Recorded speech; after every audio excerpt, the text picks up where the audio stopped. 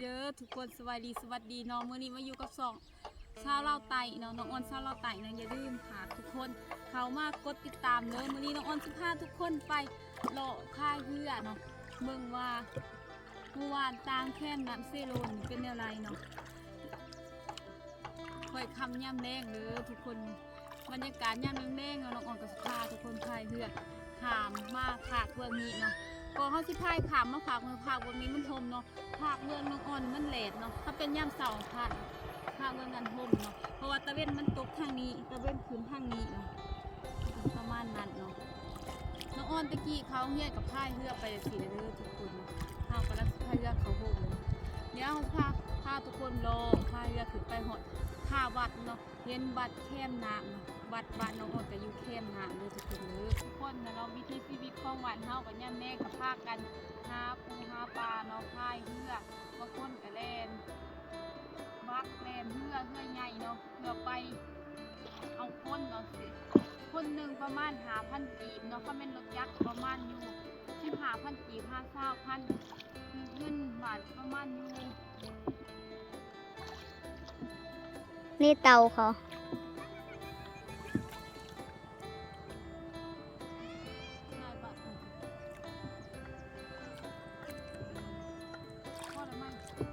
ทำไหนน้องทุกคนวันนี้ครับพาทุกคนพายเรือโลเราหลังจากพายเรือโลแล้วเขาก็จะเก็บหมักเรือขึ้นเมื่อเห็ดเจลกินตามแคมน้ำเซ่ตามแคมน้ำเซ่นี่เขาเจาะกระปูกเนาะปลูกผักปลูกหญ้าปลูกทุกสิ่งทุกอย่างเนาะก็ปลูกผักกาดส่วนได้เป็นปลูกมะเขือน้ำพริกคายเนาะผู้มีค่ายังเขาก็มาเอามาหับเอาค่ะเขาเอาคายเจาะเนาะมีมะเขือมีเล่นเขาเจาะปลูกส่วนลายในหวานตามแค่นเซ่เองเรื่องน้องอ้อนภาพนี่เนาะทุกคนเฮาพายเรือเด็กก็อยู่กลางน้ำเลยเนาะแต่ข้าวน้องอ้อนยังน้อยกับลอยกลางน้ำเนาะตีปุ้งเป่าใส่สินเต็มเมแล้วก็ลอยกลางน้ำน้องโมหูจักยังเนาะเรียนใหญ่ขึ้นมากค่ะทำพายเรือดีได้เนาะซึ่งในโลกคือเก่าหรือเหนื่อยนะอายุกระลายเลยนะทุกคน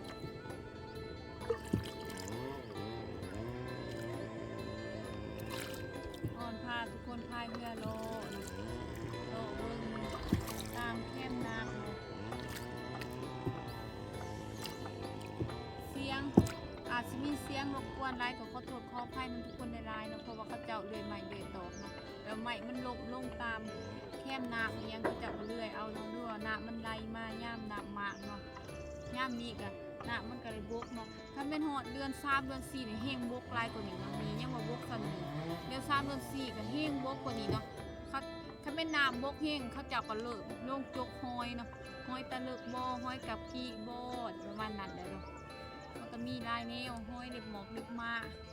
เขาเจ้าก็หาเริ่มหาย่ามนี้เขาเจ้าก็เริ่มใส่เบ็ดใส่โม่งเนาะหาปูหาปลาเนาะหรือว่าบางคนกับมันเยื่องเนาะกลางคืนแทงกบแทงเขียดตามกอไข่ยังนะทุกคนแทงแก้ที่เขากับมาบางคนกับหาเยื่องเอากลางคืนเขาเจ้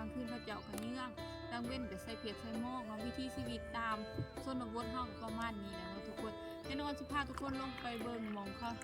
วิธีชีวิตเขาหากินเนาะเขาใส่เปียกใส่โม่งเนาะ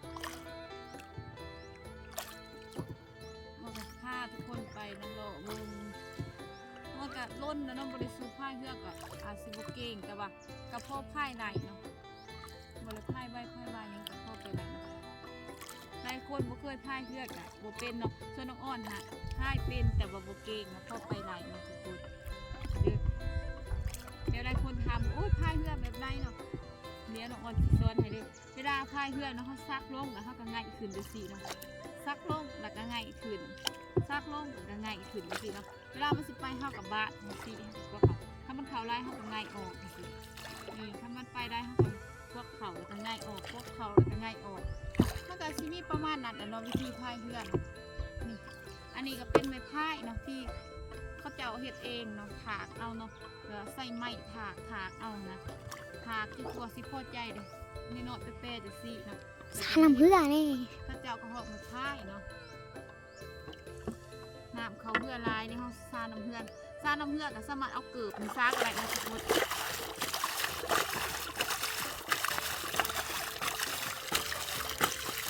ถ้าเฮาโบซานก็นอนมันจมเลยเนาะทุกคนเฮาของเลยซาเหือก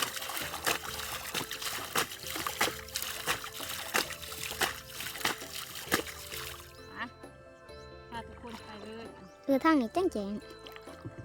เดี๋ยวน้องอ่อนพาทุกคนไปเบิ่งวิถีชีวิตยามเด้งๆบ้านอองเห็ดกินหากินอีหยังนอนจะได้จิงอยู่ไรเนาะเงินค่ำอาจสิบ่มีล่วงลายแต่ว่าเฮาก็อยู่แบบพอเพียงเนาะเห็นป่ะเห็นบ่ไหม เห็น เนาะ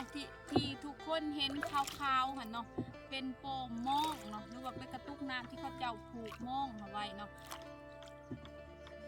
ทุกคนแล้วก็มียอดเนาะเฮาสามารถมาเก็บได้เนาะหลอกไข่เนาะ ไปเก็บ เก็บดอกไข่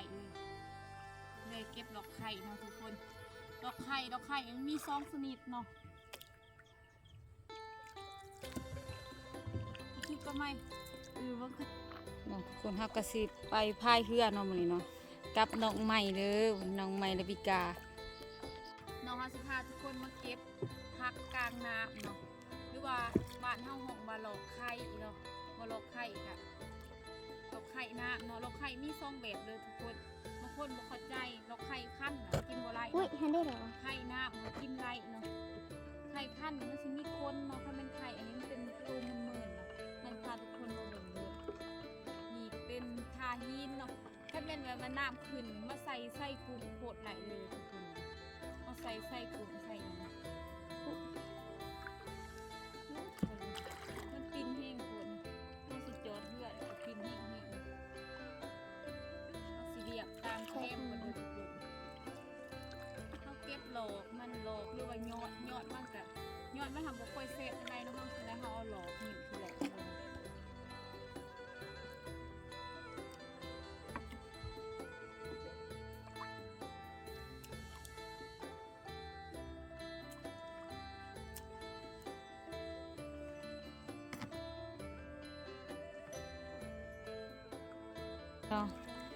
เข้ามากับสมัยระบิกาเนาะเพื่อเตรียมโตผูกเครื่องเนาะเพื่อซิมาเอาหลอกไข่นี่เด้อทุกคนนี่คือกกหลอกไข่ที่กินไรเด้อนี่เด้อนี่ไข่นั่นเนาะหลอกเพิ่นเนาะเพิ่นกำลังกินหลอกไข่ที่กินได้เฮาไปกินกับก้อยกับลาบหรือกับป่นก็ได้เนาะหลอกไข่อันนี้นี่กินไรท่านหลอกไข่แบบนึงกินบ่ไรเนาะทุกคนกกนี้เนาะน้องอ่อนโคตรมากมาเก็บแต่ข้ายังนี่เนาะนี่เก็บตลอดนะทุกคนมันมุกหัวใจเพราะว่าพ่อน้องอ่อนผู้เสียหันน้องเพิ่นมักกินเนาะหลอกไข่นะเพิ่นมักกินกอดปลาลับปลานะเพิ่นก็เลยแบบว่านี่เด้ทุกคนเขาเจ้าก็มักเก็บคือกันเนาะนี่หลอกมันซ้ำนี่นะคันเฮากินรสชาติมันสิเป็นหวานๆเด้อทุกคนนี่ทุกคนมันก็มีหลอกหวานเนี่ยเนาะ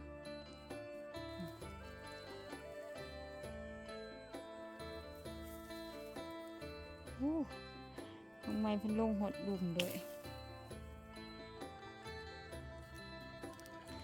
สิถ่ายบรรยากาศทุกคนเพิ่งเดินนี่อันนี้เป็นท่าฮีนเนาะกระเจ้านี่เนาะท่านี้ไว้สำหรับยาเหือเนาะแบบเหือนี่เนาะมันหัวแห้ง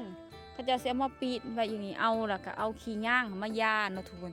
หั่นเขายาแล้วเขาก็ท่าซีเนาะส่วนลายแต่ละท่ามักมีเหือเนาะทุกคนเดียวสังเกตเบิ่งว่ามีเหือจอดเกือบจะคู่ท่าเลยเนาะเพราะว่าเฮาวิถีชีวิตทางบ้านเฮาเป็นหากินทางน้ำเซเนาะหาปูหาปลาเนาะทุกคนไปดูก็ได้เนาะคันเป็นย่ามน้ำขึ้นแน่แห้งได้ลายเนาะปลาเนาะทุกคนนี่ทุกคนเดี๋ยวน้องออนพาทุกคนมาเบิ่งนี่เขาจับมาจกหอยแล้วก็จีกินเลยเนาะอันนี้เป็นหอยกับกีเลยทุกคนหอยกับกีเนาะ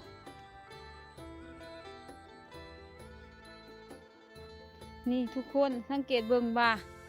แต่ละจุดนี่มันสิมีกระตุกขาวๆเนาะตามกลางน้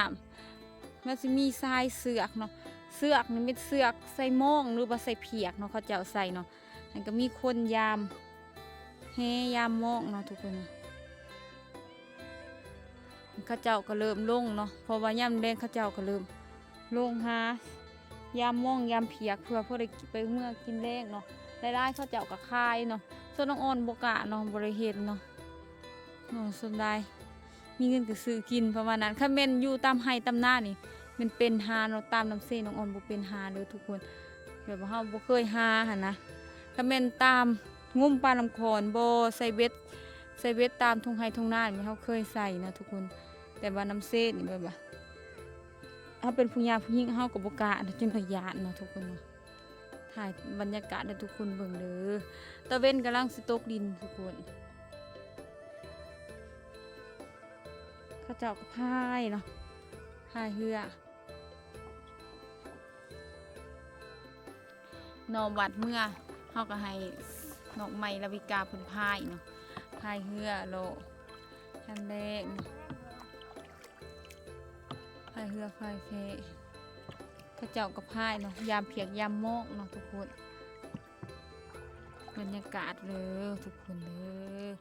น้องอ่อนก็สิได้เมื่อเลยเนาะเดี๋ยวสิแบกเก็บมะเขือเมื่อเนียนเลยเนาะแล้วก็ขึ้นเมื่อเนาะทุกคนก็ขอบใจทุกคนหลายๆเด้อที่เข้ามาให้กำลังใจน้องอ่อนซาลาวไตเนาะขอบคุณขอบมุกขอบใจหลายๆเด้อนี่ทุกคนบรรยากาศทุกคนเบิ่งเป็นทรายเลยเนาะ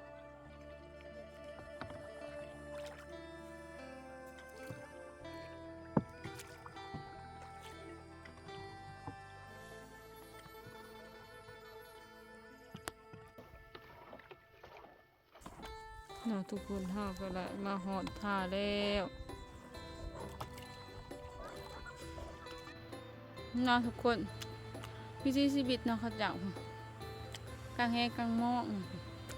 พายเรือพายแพยามแรงๆเลยทุกคน